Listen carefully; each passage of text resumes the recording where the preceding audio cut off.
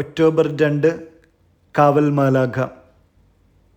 നമ്മുടെ എല്ലാവരുടെയും ജീവിതത്തിൽ അഭേദ്യമാം വിധം ബന്ധപ്പെട്ടിരിക്കുന്ന ദൈവിക ശക്തിയാണ്, സാന്നിധ്യമാണ് കാവൽ മാലാഖ. പ്രപഞ്ചം സൃഷ്ടിക്കപ്പെടുന്നതിന് മുമ്പേ മാലാഖമാരുണ്ട്. ദൈവത്തിൻ്റെ സേവകാത്മാക്കളാണ് അവർ. മനുഷ്യനെപ്പോലെയോ മൃഗങ്ങളെപ്പോലെയോ രൂപമോ ശരീരമോ ഇല്ല. എന്നാൽ ദൈവം അഭിലഷിക്കുന്ന വിധത്തിൽ മനുഷ്യന് അരൂപിയിൽ പ്രത്യക്ഷപ്പെടാൻ, സംസാരിക്കാൻ മാലാഖമാർക്ക് സാധിക്കും.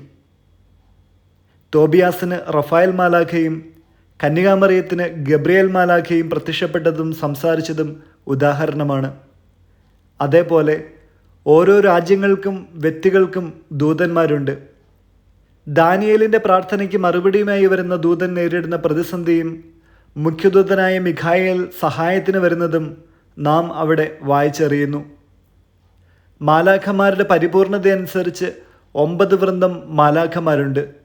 സെപ്റ്റംബർ 29 മുഖ്യദൂതന്മാരെക്കുറിച്ച് നാം കേട്ടറിഞ്ഞതും മനസ്സിലാക്കിയതും ഓർമ്മയിലേക്ക് കൊണ്ടുവരാം. ഈ നവവൃന്ദ മാലാഖമാരിൽ 3 ഹൈരാർക്കികൾ ഉണ്ട്. ഓരോന്നിലും 3 വൃന്ദം മാലാഖമാർ. അവ: 1. സ്രാപ്പൈമർ അഥവാ സെറാഫുകൾ, കെരൂബുകൾ, സിംഹാസനന്മാർ. 2. അധികാരികൾ, ശക്തികൾ, ബലവത്തുക്കൾ. 3. പ്രധാനികൾ, മുഖ്യ ദൈവദൂതന്മാർ, ദൈവദൂതന്മാർ. ദൈവദൂതന്മാർ അഥവാ മാലാഖമാർ ഈ 9ാമത്തെ വൃന്ദത്തിൽ നിന്ന് മാത്രമാണ് തിരഞ്ഞെടുക്കപ്പെടുന്നത്.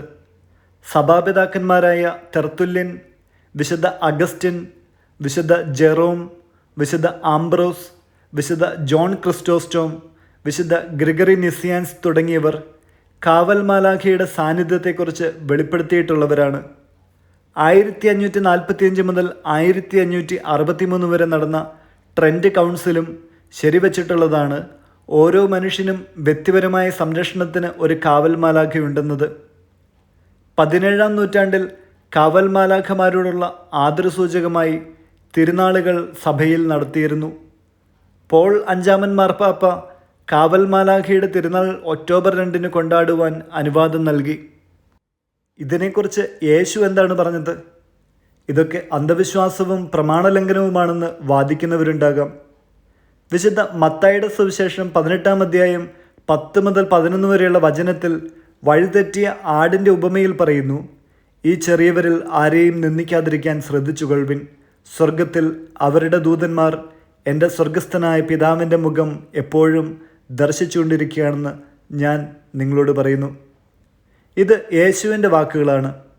വീണ്ടും വിശുദ്ധ ലൂക്കായുടെ സുവിശേഷം 22-ാം അധ്യായം 43-ാം വചനം: അപ്പോൾ യേശുവിനെ ശക്തിപ്പെടുത്തുവാൻ സ്വർഗത്തിൽ നിന്ന് ഒരു ദൂതൻ പ്രത്യക്ഷപ്പെട്ടു. അതായത് ദൈവപുത്രനായ യേശു ആ ദൈവിക ഭാവത്തെ വെടിഞ്ഞ് പൂർണ്ണമായും മാനുഷിക ഭാവത്തെ സ്വീകരിച്ച് കുരിശുമരണത്തിനൊരുങ്ങുമ്പോൾ ഹൃദയവ്യത അനുഭവിക്കുന്ന മനുഷ്യനായ യേശുവിനെയാണ് മാലാഖ ശുശ്രൂഷിക്കുന്നത്. വിശുദ്ധ പാദ്രെ പിയോ തൻ്റെ കാവൽ മാലാഖയോട് പിണങ്ങിയതും മാലാഖയ്ക്കുണ്ടായ വിഷമത്തെയും നാം സെപ്റ്റംബർ 23 കേട്ടറിഞ്ഞതാണ്. അപ്പസ്തോല കാലഘട്ടത്തിലാണ് ഏറ്റവും കൂടുതലായി മാലാഖമാരുടെ വഴി നടത്തലും ഇടപെടലുകളും നാം വായിച്ചറിയുന്നത്.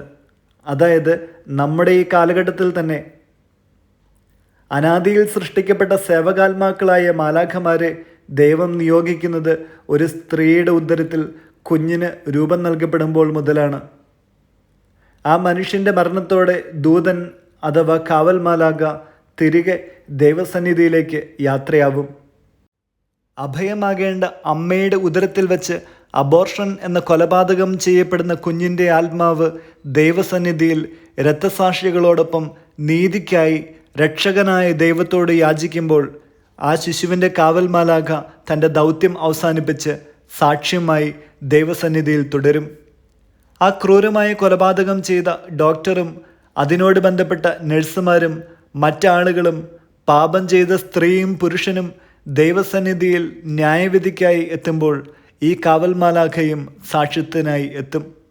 യേശുവിൻ്റെ തിരുരക്തത്താൽ മാത്രമേ ഈ പാപക്കറ മാറ്റപ്പെടുകയുള്ളൂ എന്ന യാഥാർത്ഥ്യത്തെയും ഉൾക്കൊണ്ടുകൊണ്ട് നമുക്ക് നമ്മുടെ കാവൽ മാലാഖയെ സ്നേഹിക്കാം, സഹായം ചോദിക്കാം, അങ്ങനെ ദൈവവുമായി കാവൽ മാലാഖയിലൂടെ അഭേദ്യമായ ബന്ധം നിലനിർത്താം. വചനം 1 തിമോത്തിയോസ് 4 4-5 വാക്യങ്ങൾ. എന്തെന്നാൽ ദൈവം സൃഷ്ടിച്ചവയെല്ലാം നല്ലതാണ്. കൃതജ്ഞതാപൂർവമാണ് സ്വീകരിക്കുന്നതെങ്കിൽ ഒന്നും നാം നിരാകരിക്കേണ്ടതില്ല. കാരണം അവ ദൈവവചനത്താലും പ്രാർത്ഥനയാലും വിശുദ്ധീകരിക്കപ്പെടുന്നു.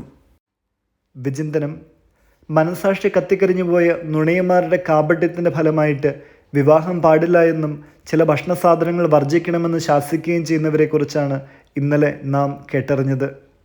ഇന്ന് ദൈവം നമ്മളോട് പറയുകയാണ്, നമുക്ക് ലഭിക്കുന്ന ആഹാര സാധനങ്ങളെ വിശുദ്ധീകരിക്കുവാൻ വേണ്ടിയിട്ട് നാം കൃതജ്ഞതാപൂർവമാണ് സ്വീകരിക്കുന്നതെങ്കിൽ അവ ദൈവത്തിൻ്റെ വചനത്താലും പ്രാർത്ഥനയാലും വിശുദ്ധീകരിക്കപ്പെടുന്നു. അവ നമ്മുടെ ആരോഗ്യത്തിന് ഹാനികരമാവാത്ത വിധം ദൈവം തൻ്റെ വചനത്താൽ ശുദ്ധീകരിക്കും. അതിന് നമ്മുടെ കാവൽ മാലാഖ നമ്മെ സഹായിക്കും. നമുക്കിങ്ങനെ പ്രാർത്ഥിക്കാം: എൻ്റെ കാവൽ മാലാഖയെ, അങ്ങയുടെ സംരക്ഷണത്തിന് ഏൽപ്പിച്ചിരിക്കുന്ന എന്നെ കാത്തു സൂക്ഷിക്കണമേ. ഭരിച്ച് പരിപാലിക്കണമേ. ബുദ്ധിക്ക് പ്രകാശം നൽകണമേ. എൻ്റെ സ്നേഹവും കൃതജ്ഞതയും അങ്ങ് സ്വീകരിക്കണമേ. ഓരോ പ്രഭാതത്തിലും രാത്രി വിശ്രമത്തിന് പോകും മുമ്പുമാണ് നാം ഈ പ്രാർത്ഥന ചൊല്ലേണ്ടത്.